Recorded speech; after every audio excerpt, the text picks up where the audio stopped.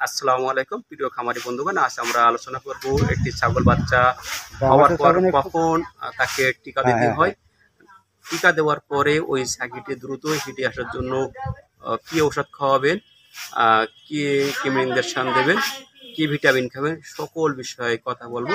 আর আমাদের ভিডিওটি আপনার ভালো লাগলে একটি লাইক দেবেন, কমেন্ট করবেন, শেয়ার করবেন, যাতে করে অন্য অন্য ছাগল খামারিরা এই ভিডিওটা দেখে উপকৃত হতে পারে।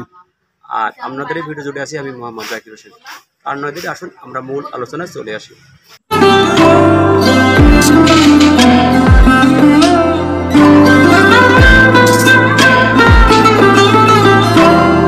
এখন ছাগল বাচ্চা হওয়ার পরে তাকে একটা টিটিনাস ইনজেকশন দেবো, কতটুকু দিতে হয় এবং কোথায় দিতে হয় সেটা দেখাবো।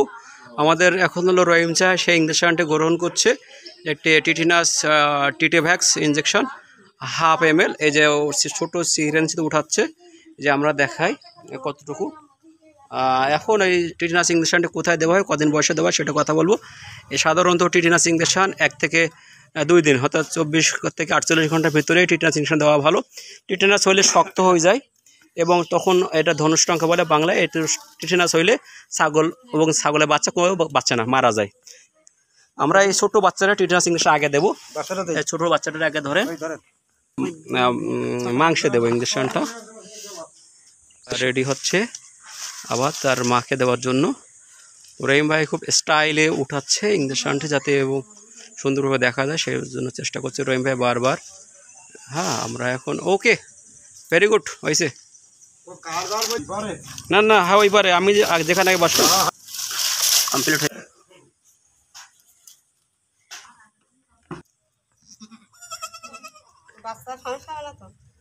এই টিটেনাস ইনজেকশন দিলে বাচ্চাদের কোনো রকম সমস্যা হয় না।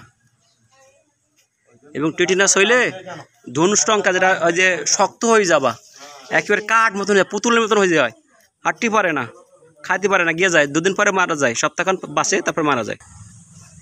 এই মেয়ে ছাগলকেও টিটেনাস ইনজেকশন দেওয়া হয়, খাসি ছাগল, বকরি ছাগল বাচ্চা সবাইকে টিটেনাস ইনজেকশন দিতে হয়।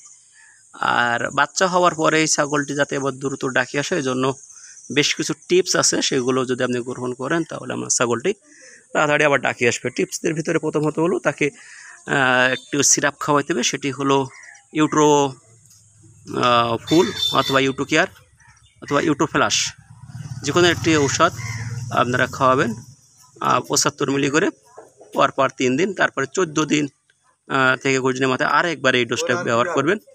তাহলে আপনার ছাগলটি, সেই ছাগলটা যেটা বলছিলাম, তারপরে তাকে আমরা ক্যালসিয়াম খাওয়াতে হবে, তারপরে তাদেরকে খাওয়াতে হবে কিছু হিট বুস্ট পাউডার, এগুলো খাওয়াবেন। তারপরে ইউট্রো কেয়ার যে সিরাপটি বলছি, এটা অবশ্যই 2 ডোজ, প্রথম ডোজে 1 থেকে 3 দিন খাওয়াবেন, সেটা হলো বাচ্চা প্রসবের পরপরই। তারপরে 21তম দিনে আবার খাওয়াবেন।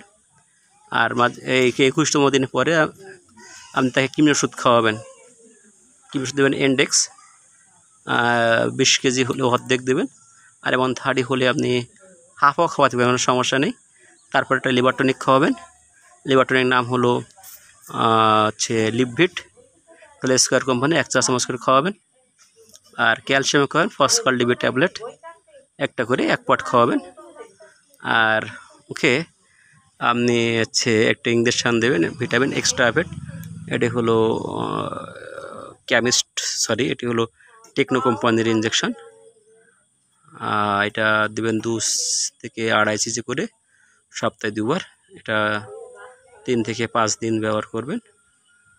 আর আপনারা যদি ভিটাফস ইনজেকশন ব্যবহার করতে পারেন 3 কেজি করে সপ্তাহে 2 দিন, তাহলে ইনশাল্লাহ এই ছাগলটি 1.5 থেকে 2 মাসের ভিতরে ডাকিয়ে চলে আসবে। তার বছরে আপনারা 2 বার বাচ্চা পাবেন।